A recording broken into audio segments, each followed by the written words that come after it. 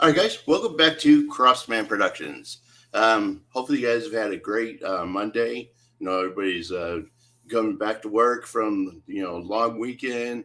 Um, so I'm really excited. I told you guys I've been at this publicist out from Paramount, who's been introducing me to some really just awesome people that we've been booking on the show. So I have next week, this coming today, tomorrow, and Wednesday. We have just an awesome lineup of people coming in. Today we have Zach Arnold, who's a impressionist and also is getting into voice acting. We're going to bring him on and talk to him in a minute. And then we also have Jen Stone, who is a actress, model, social media influencer. She just started her own podcast. So we're going to bring Jen Stone in. And then on Wednesday, we have Bennett Yellen, one of the writers from Dumb and Dumber and Me, Myself, and Irene. And then as a special bonus to that show, Pooja Mahindra, you guys know her from Chicago Med and Chicago Fire and Netflix series Lincoln Lawyer. She's going to actually co-host the show with me. So I'm really excited, about this week and, getting to sit down with our guests and get to know these guys. So with no further ado, I'm going to bring in Zach. What's up, brother? Hey, how's it going, Parks? Thank you for having me today. Well, thank you. Thank you for being on the show, man. Oh, my pleasure. So Steve calls me and he's been hooking me up with a lot of different people that he knows or is working with. And he's a wonderful guy, isn't he? Yeah, he's just it's cool. I mean, he's got so many people that that he's been working with that we've been bringing on, and I've had a great time with it. Just getting to know some of these people. And so last week we're on the phone, and he's like, "Hey, let me introduce you to Zach." So we talked briefly on the phone, but yes, we did. So I'm excited about having you on, and thank you. Kind of getting to know you and kind of what your journey, and so yeah. All right. So go ahead. You said? I was going to say, where do we begin? Okay, so we're going to begin at the beginning. So can you tell us where Zach was born and raised, and what was life like for you when you growing up? I was actually born in Seoul, South Korea in 1986, and at 9 months old, I was adopted by a loving family here in America from Pennsylvania. And growing up, I had my tough times. I was a good learner, but I was a very bullied student. And it got to the point at one time where I just wanted to drop out of school because it got that bad. I mean, even my high school principal, I don't want to say she didn't like me, but she wasn't keen with me, mainly because of what I wanted to do when I grew up, which was be an actor and a musician. And she would say to me, that's not a profession. That's an easy way to make money. You got to work hard for your living. And I said, well, that's what I want to be. And she said, I don't want to hear any more about it. So. Wow. That's crazy because, when somebody says you got to work hard for a living, being an actor, and being in that industry, it's a full-time job, and people work hard at it. Exactly. It's not like you just go in, just read off a couple of lines. There's a lot that goes into being an actor. And oh yeah, there is. So that's crazy. That'd be somebody's take on it is people say get a real job. That is a real job. Oh yeah. I mean, when I was a freshman, I got the opportunity to see my idol for the very first time in concert, Paul McCartney. Okay. And I had to. My parents had to write an educational trip, so to speak, form, and she immediately just signed off on it. And when I got back to school, I started hearing rumors that the only reason she signed off on it was to get me out of her skit off her back for a little bit. I had Wow. no idea why, but it was like, if you're a principal, your job is to root the students on, support them, and what you're doing is unprofessional. So, Right. I mean, everything from elementary school on to middle school, I had quite a few teachers in middle school that were more less friends of mine than teachers, because I mean, who wants to stay after school? Nobody loves to stay after school. Right. But me, I would literally like say to my dad, because school let out at 2:45, middle school. Right. And I would say, don't come pick me up until 3:30, because I would hang out with the teachers who were they were more close friends to me than teachers. I mean, they were easygoing. And I hate to say I got special privileges from them, Right. but I did, because they saw how many of the other students were bullying me and stuff. Right. And they stepped up to the plate and were like, hey, you don't want to be bullied. You're one of us. Everybody respects us. And by the time I left middle school, I was like one of the most popular students in the class. Oh, wow. But then high school began, and the principal, as I said, she started getting in my way.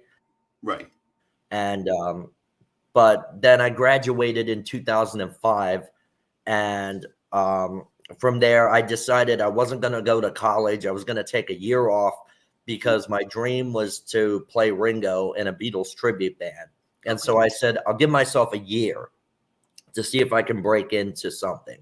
Right. If I can't, then I'll pursue college, like drama school or something, or a music school. Well, it took about 2 years for me to get started with the first Beatles tribute band I was in. And that was a band called Abbey Road, and they're from Salem, Ohio.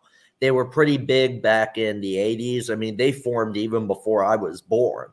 But the gentleman who ran the band, he was the Paul. His name was John Gilbert, and he saw something in me and said, I said, well, I need to rehearse with you. He said, no, just come out, play a show with us. And so I went on stage raw, no rehearsal, no anything, never played on stage as Ringo before. And I killed it. Like I nailed everything.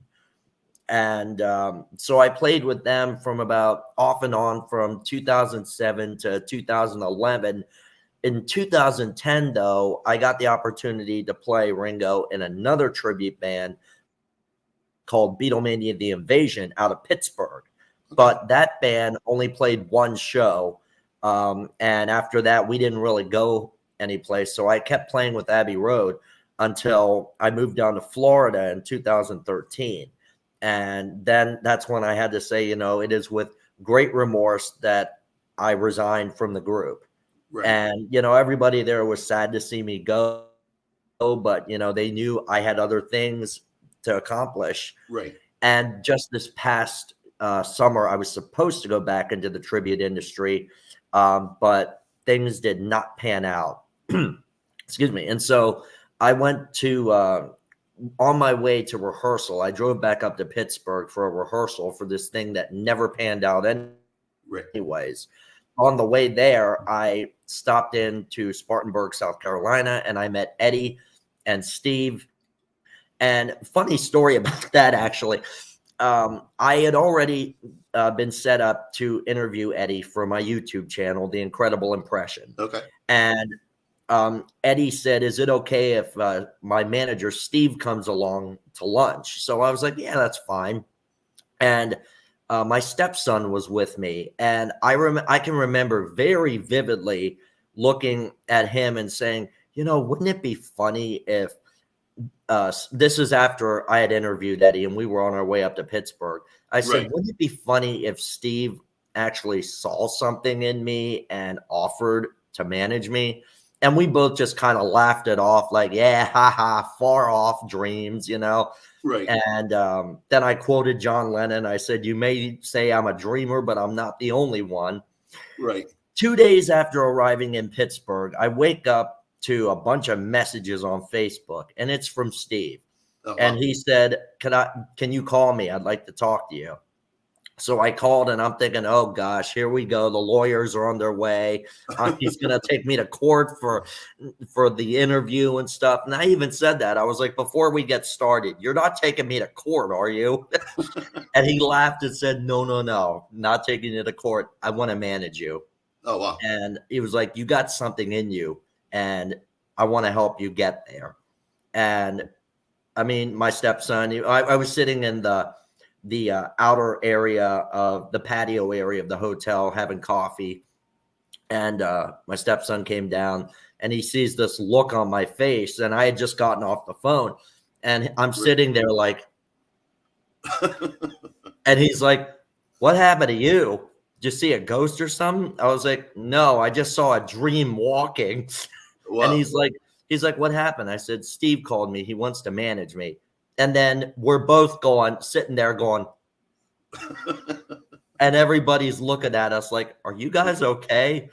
And Right. we're just still sitting there. Uh-huh. We're okay. And so it jump started from there, and it's just been taking off, and it's been an uphill thing from here. And I always say, I'm on my way. I have my foot in the door. There's no losing now. The sky's the limit. Right. And Let me ask you this. So when you were back in high school and that principal is giving you, such a hard time, did that help motivate you to do what to want to go after your dream even more? Oh, yes, absolutely. I always felt that the more it wasn't just the principal, it was the kids that bullied me and stuff. Right. I would just look at them and laugh and say, well, in the end, I'm going to get the last laugh because I'm going to be successful. Right. And, even people that are on my Facebook from Palmyra, where I went to school, Right. they all look at my posts and, they're all like, hey, what's going on here? And I was like, well, I'm making it in the entertainment industry. They were like, you're actually becoming what you set out to do. We're proud of you. They were like, we'll see you on the big screen. I was like, maybe. I'm going to start off voice acting, and then maybe I'll make it to the big time. I don't know. Cool. So, when you met Steve, and Steve started managing you, when did you kind of go into doing the impressions? That was when I started with the Beatles tribute band. And then I saw Rich Little, the legendary impersonator. Right. He was doing a show in Hershey, Pennsylvania. This is in 2001, right after George W. took office. He did an onstage play called The Presidents, where he had a supporting cast. I don't know if you heard of the play. He had a supporting cast, and he had a lady that played all the first ladies. And he himself, in makeup and voice, played every president from JFK to George W. Wow. And he had maybe 2 minutes between acts to make up as the next president. And he said there's behind the scenes footage on the DVD. And he said, it's not easy because you have to run back as, Kennedy. You have to put a nose on for Lyndon Johnson. You got to put glasses on, gray hair. Right. And with Nixon, he said it wasn't as difficult because it was just a nose and he just combed his hair back. Right. But he said some of them were more difficult than ever.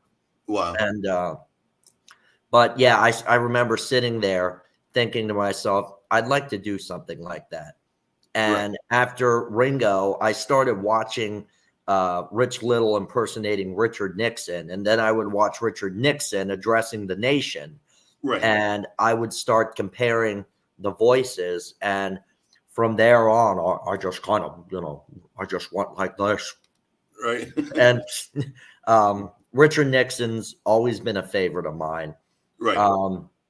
But then I got into some of the golden stars of the golden age of Hollywood: Jimmy Stewart, John Wayne, Cary Grant, George Burns, especially. Wow. And I've been doing so many people, and a lot of people say to me, "Why do you only do people who were deceased mainly?" And I say, well, let's put it this way. Somebody walks up to me, "Hey, do Robert De Niro." And I'm like, Robert De Niro in what? In what?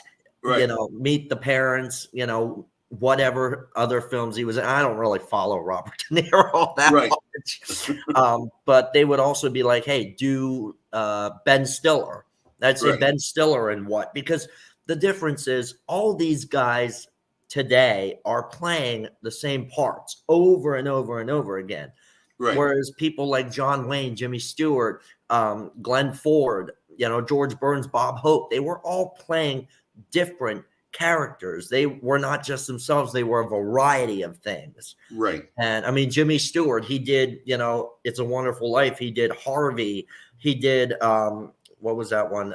He did a lot of Western movies. The Man from Laramie he did.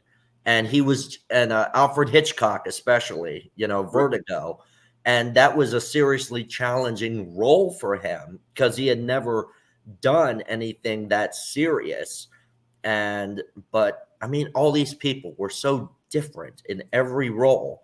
Whereas today's actors just are doing the same thing. Hollywood has changed. And I mean, I think the one person who still does many parts by far is two of them, Adam Sandler and Eddie Murphy. Both of them still do so many characters because they got their influence from, you know, the old time stars.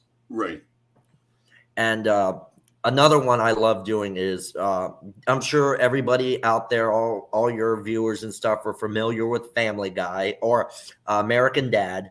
And Roger the Alien, Seth MacFarlane based his voice off of Paul Lynde, who was the center square of Hollywood Squares for many, many years. And I just was watching it and, you know, I was like, wait a minute, this is before I knew. And I was looking at it, I'm like, you know who Roger reminds me of? Paul Lynde. And then I was watching something, an interview with Seth MacFarlane, and he was like, somebody asked a question, was Roger based on Paul Lynde? And second question, do you even know who Paul Lynde was? Paul Lynde's always been a favorite of mine. And Truman Capote, the author. My name is Truman Capote. You know, a lot of people think I wrote in cold blood, but that's not true. Actually, I wrote in ink.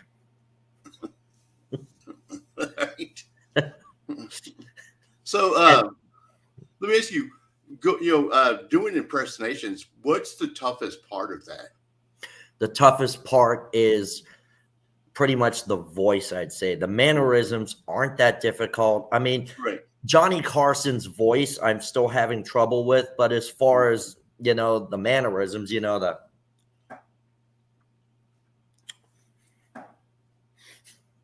the Johnny Carson. But I'm still working on his voice because my voice I used to be able to nail Johnny Carson, but then my voice changed and I'm still trying to struggle with it. Ed Sullivan is another one that I love doing, but I mean, his voice is it varies every once in a while, but I mean, Ed Sullivan is just,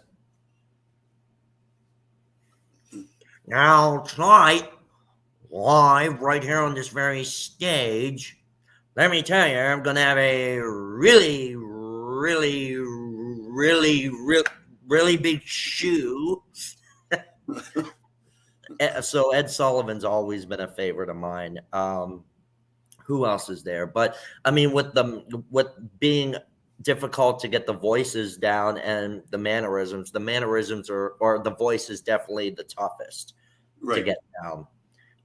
Because, you know, what you're doing is you're stepping in to the shoes of that person. Right. And I mean, same thing with the Beatles tribute band. I like to trace it back to that because whenever we would do a sound check or something, I would not be doing the mannerisms. I would not be doing the voice. It would just be, drumming and getting the sound right.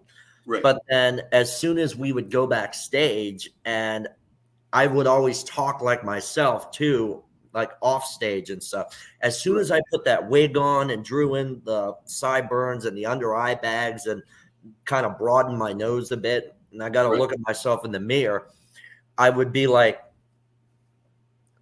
"Do I know you? Okay, lads, let's go out on stage, Johnny. The toppermost to the poppermost." And I'd talk that way until the show was over. I'd even talk like that when we were greeting fans and stuff. Right. And then as soon as I got back to the dressing room, I would take off the wig and I'd just be like, "Yeah, I'm back." So, but I mean, it's also, you got to know that a lot of tribute bands and stuff, they have a very strict rule about breaking character, where if you're on stage or talking to fans or whatever in costume, you must stay in character. Right. And otherwise, you're kind of going to step out of that person in a way.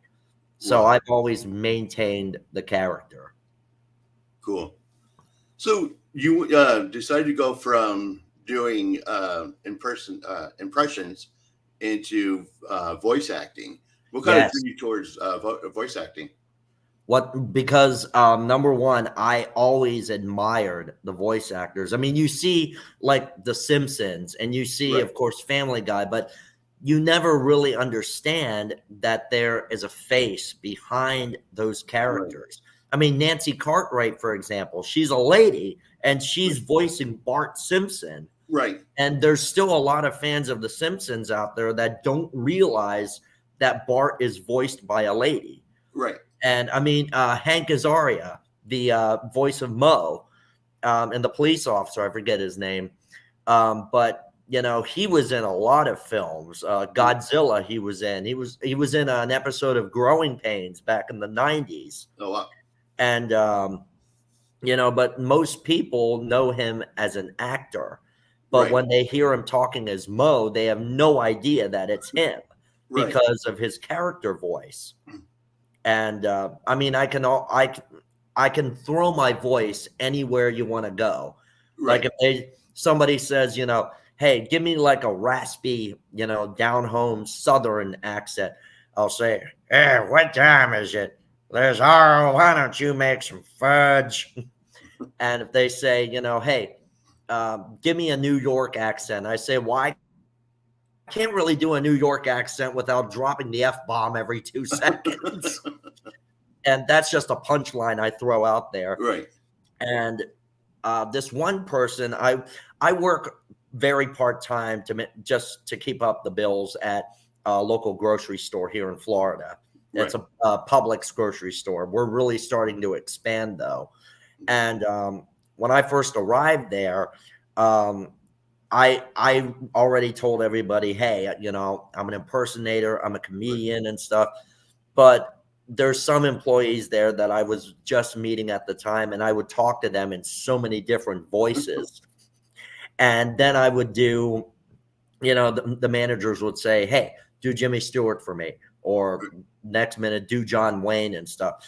And these young people that I work with, they would come up and say, your jokes are hilarious. I'd say, "Well, thank you." They'd say, "But I don't understand one thing." I'd be like, "What's that?" "I can't understand why you kept changing your voice."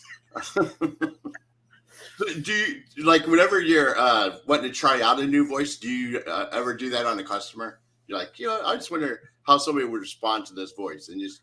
Well, there was a customer that I had never met this customer before, but she heard it through the grapevine through my other coworkers that I do impersonations.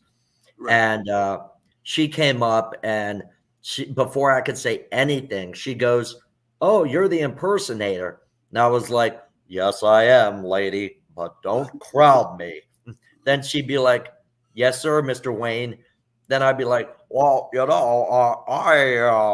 I wasn't always an impersonator.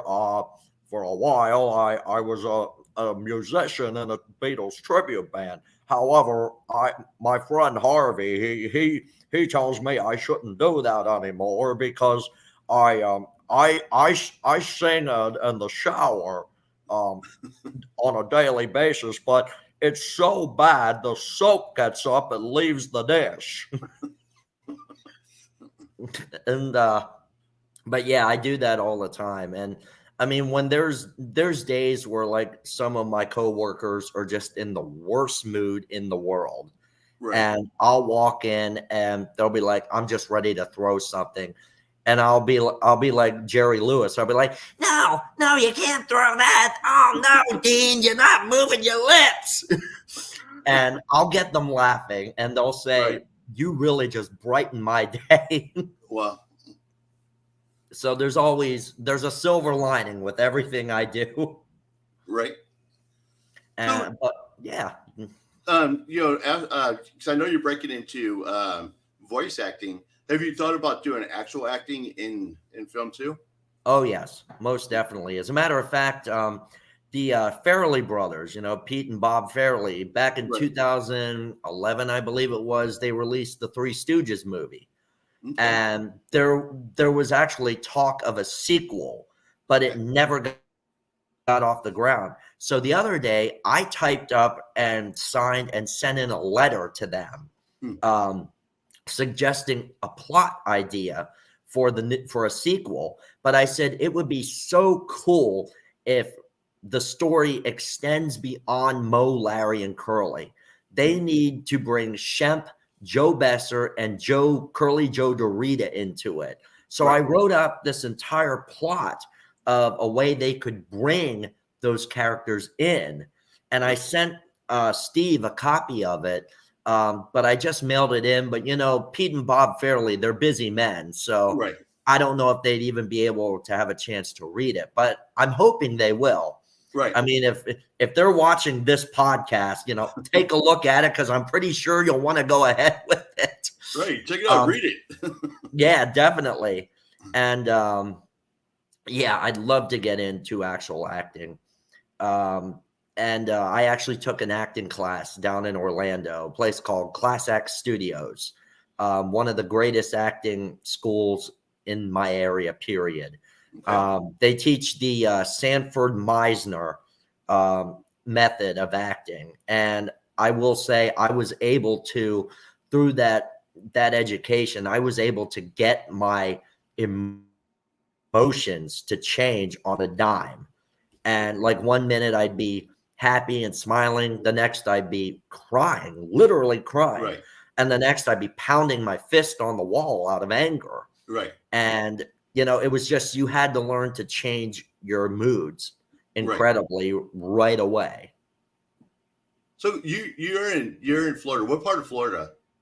I'm actually I live in Ocklawaha, which is notorious for the old Ma Barker crime gang. Okay. It's the area where it's the place where the FBI had the big shootout with Ma Barker and her sons, who were part of the crime ring. Oh, wow. And the house that the shootout took place in is actually still there, but they've preserved it by it's now a historic landmark. Right. But they've relocated it from its original location about a mile up the road. Okay. But they offer tours of it and stuff. And there's a bar and grill down by the lake, which is called Lake Weir. It's called Gator Joe's Bar and Grill. Okay. And that actually served as one of their meeting places for their headquarters. Like they had a hideout in the back of the restaurant. It was, I believe it was during Prohibition. So it was a place where they would, smuggle the alcohol and stuff. But the gang always met up there. Now, Gator Joe's was named for a huge, I think it was maybe a 16-foot alligator that was in Lake Weir. Wow. Nobody ever could kill him. Right. And the hunt was on for years. And finally, in the 1950s, Gator Joe crossed paths with the wrong fisherman who shot him, killed him, and now his foot, Gator Joe's foot, is on display in the bar and grill. And that thing is huge. Wow. I mean, it's like take maybe both your palms of your hand and lay your fingers out, but then add another half of a palm on both sides. That's how big this guy was. Wow, it's crazy. Yeah, but where I'm sitting at right now is at my parents' house in the Villages, which is the biggest retirement community in the world. Oh, wow. Golf courses, shopping, everything. Wow. So, well, what I was going to say is that I have a lot of friends out there. There's a large community of actors that come on a show all the time, and they're always doing films out there. That's like a great place to meet people and to break into acting. I've had a lot of guys on the show who just started, only did one or two films, and it's become part of that community, and now they're like doing 10, 15, 20 films. Yeah. So, I mean, I actually back in Palmyra where I grew up, John Travolta came to our town to film the movie Lucky Numbers. Okay. With Lisa Kudrow and Ed O'Neill. Right. And I got a chance to meet John at the old, which is now called the Hollywood Casino at Penn National Racecourse. Back then, it was being renovated to transform it into the casino. Cool. And I was able to meet John Travolta there. And I actually got my Grease album signed by him. I got my photo taken with him. Oh. He is the nicest man in the world. I compare him and Tom Hanks to what Jimmy Stewart was, so open with people. I mean, I even heard some stories about Jimmy Stewart that people would come up and knock on his door. Like people would just be walking their pets or something, and they come up and knock on his door. And he would actually leash up his dog and say, I'll talk to you. Let's go for a walk. Wow. And he'd walk with them. And I mean, he was the nicest man in Hollywood. And that's what I think John Travolta and Tom Hanks are today. They don't, they're no Alec Baldwin. So, yeah. But, I got to meet John. And funny story, few years back when I was already living here in Florida. This is before Kelly Preston died. But John had an estate out in Ocala, Florida, which is about 20 minutes from where I live. Okay. But after Kelly died, he found it too emotionally difficult to stay in that place. Because, I mean, they when they were married, they moved there. They lived there all their years together. But he was in the Villages one night promoting a new movie that he was making. Right. And my stepson and his mother, my fiance, they lived in an apartment complex not too far from the theater where John Travolta was at. And my stepson had a friend who worked at the theater who actually called him on video phone and said, "You'll never guess who is here." And he puts John Travolta on. Oh, wow. And the photo of me and John Travolta, along with the Grease album that he had signed, was actually sitting right there where they were on the phone with them. Right. And my fiance got on the phone. She said, "Hey, my fiance met you back in Pennsylvania." He goes, "Well, if you show me his photo, I might remember him." And she didn't even tell him my name or anything. She showed him the photo. He's like, "How is Zach doing?" And she said, "Wow, how do you even remember him? How do you remember his name?" And John said, "Well, that's what happens to actors that stay off the drugs." Wow. typical Travolta, always goes for a punchline. But he said, "You tell Zach I said hi." And, it was like, wow, he remembers me. And it was like, I was like, "I'm sorry, I couldn't be over at your place to talk to him." Right. But it would have been nice. But Eddie Deason, Right. he knows John very well. He knows Tom Hanks very well. Okay. And so, things happen. Right. Right. Yeah. Exactly. So, what's the most important thing that you've learned so far The most um, important thing, or like in in this life or industry? in acting? Do it In life or in acting? in your journey to become a impressionist or a voice actor. The most important thing I discovered, which I always went against, was get yourself a publicist and get Mm. yourself an agent. Because when I was just trying to promote myself doing voice impressions, Right. I realized I always thought, I'm never going to get a publicist. I'm going to manage myself. I'm going to promote myself. But then Steve came along and I was talking to him about it. He said, you're not going to get anywhere unless you have a publicist to begin with. And then after that, you'll be assigned an agent once you get your auditions out and stuff. Right. And as I was, journeying along with these podcasts and stuff, I realized that, wow, he's right. If I'm going to make it somewhere, I need to have representation from Right. people who have been in the industry for a long, long time. And I mean, I think it's just by miracle that, I guess you could call it a miracle. But this all happened within a week, Oh, literally, wow. when I met Steve and Eddie, because I had a traumatic past, as I was talking to you about. Right. And there were so many people that completely emotionally destroyed me and made me think that I was nothing. And when I moved down to Florida, I was still trying to shake that. It tarnished me so bad that I couldn't move on because I was so haunted by my past. Right. And then in late June, it was a sleep. I could not sleep. And I was just tossing and turning. And I'm thinking about, what is my issue? Why am I not able to move on in things? Right. And it suddenly occurred to me, you're still holding grudges from the people who have wronged you in the past. Right. So I said, I just out loud, I said, to all of you who have wronged me, have emotionally torn me up, have physically abused me, Right. I forgive you all. I forgive you, and you have my complete trust. And I let it all go. Well, within a week, I was up there, interviewing Eddie. I had representation from Steve. Right. And I believe that it was all from, the grace of God and Right. me being able to let go of my past. Wow. And that gave me the emotional strength I needed to move forward.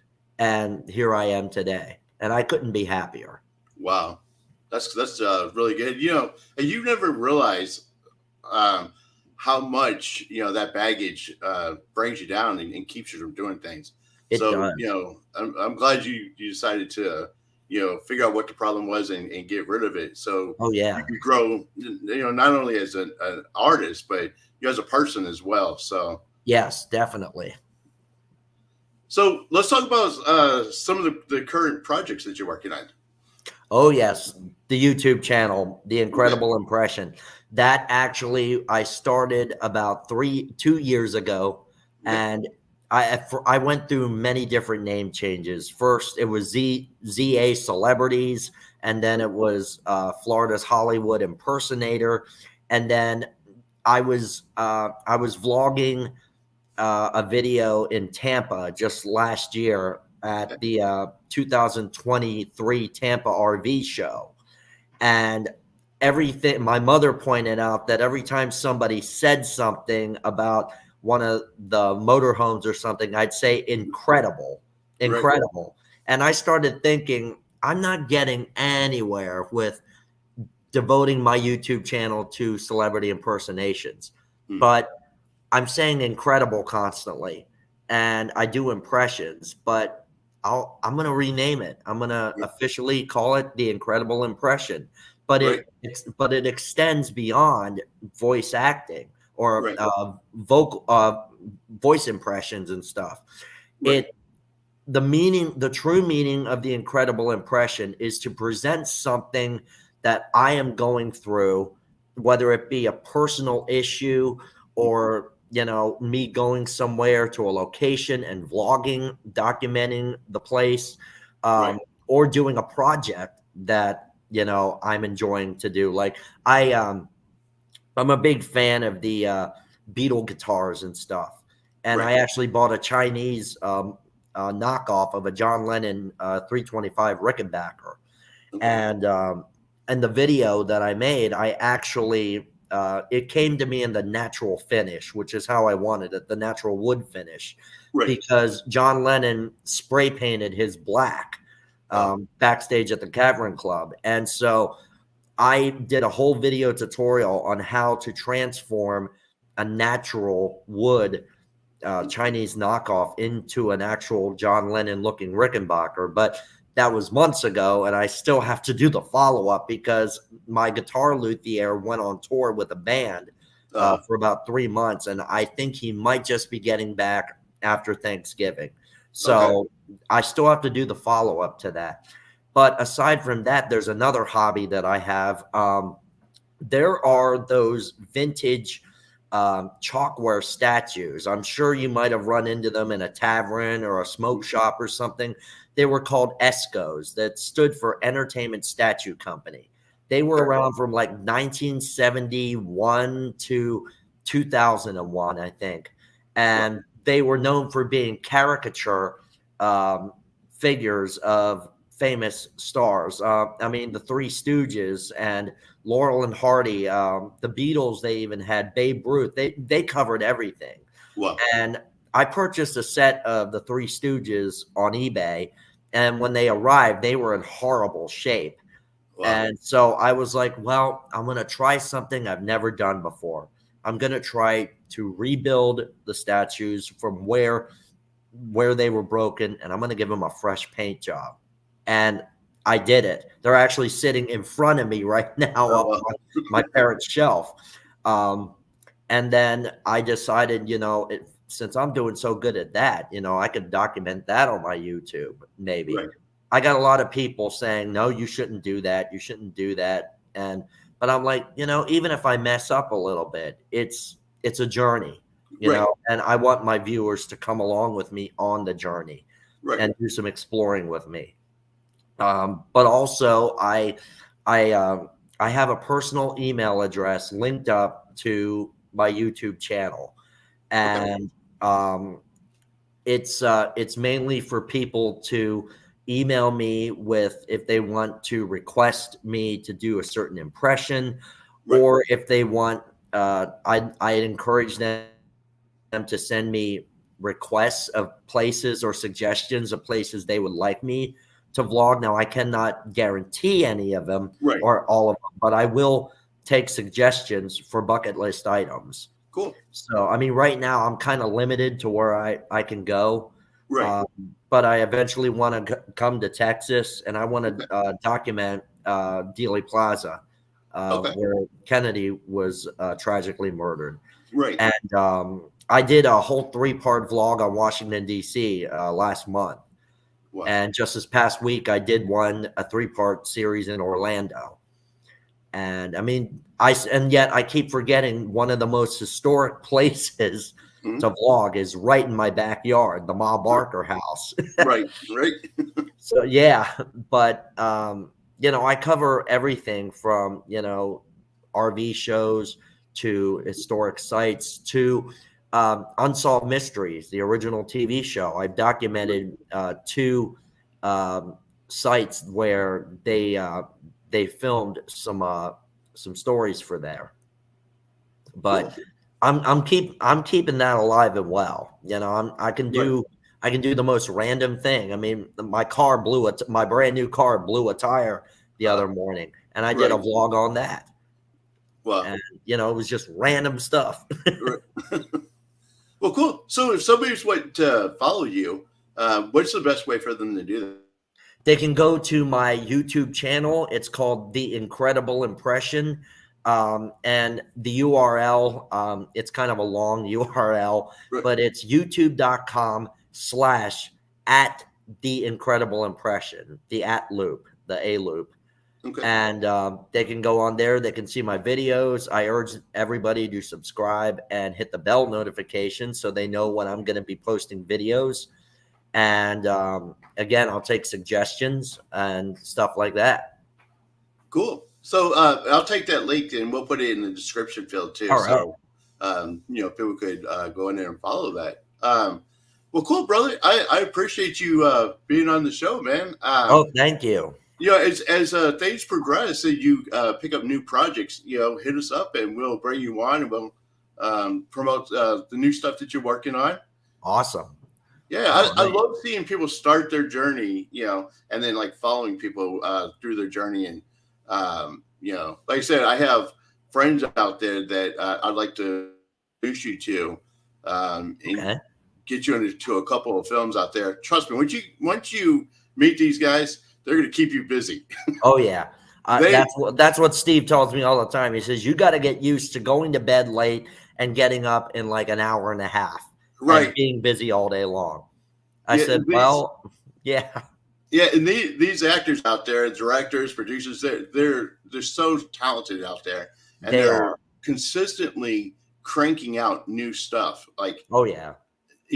Almost every time I go on my Facebook, I see one of my friends like posting, a new movie that they're doing. So that's a great place to get. Oh, yeah. There's actually an independent film that I'm working on with some guys from Pittsburgh, and they're sending me a script to help to do the promo for the film, and they want me to use some of my impressions in it. Okay, cool. And they want me to bring a little of the Beatles drumming into it. They want me to put on my Sgt. Pepper suit and just sit down behind my kit and just play whatever comes to my mind. Right. And they're going to put that in the film. So I'm looking forward to that. Awesome. So, you're welcome back anytime on the show. And like I said, I like to help, watch you grow and help promote anything that you're working on. So excellent. Thank you so much. I appreciate the offer to come on today. Hey, not a problem. I'm glad you came on. Thank you. Yeah, it was good. I love getting to meet new people, and hearing their stories. Meeting new people all the time. You never know who you're going to bump into. You don't know, what privileges you could have and opportunities you could have with people you meet. But I want to say one thing to everyone who's listening and watching. If you get into something like this, don't take advantage of a person. Don't use that person to get to a big star or something. Treat them like you'd want to be treated. Exactly. Like I do with Eddie. I've followed him for many years. I've been a big fan of his, but when I first met him, I didn't think twice. It was just like, he's a friend of mine, and that's how I treated him. Well, cool. All right, brother. Well, thank you again so much for being on the show. And thank you. My pleasure. Awesome. So, thank you guys for joining us. Like I said, we have, such a huge lineup this week that I'll be, you guys are able to see tomorrow. We have Jen Stone, and then Wednesday we have Bennett Yellen and Pooja Mahinda. So that's going to be awesome. I'm really looking forward to talking to Bennett about Dumb and Dumber. But until then, guys, remember, you are uniquely designed with purpose, and always keep moving forward. Peace. Peace and love. Thank you very much.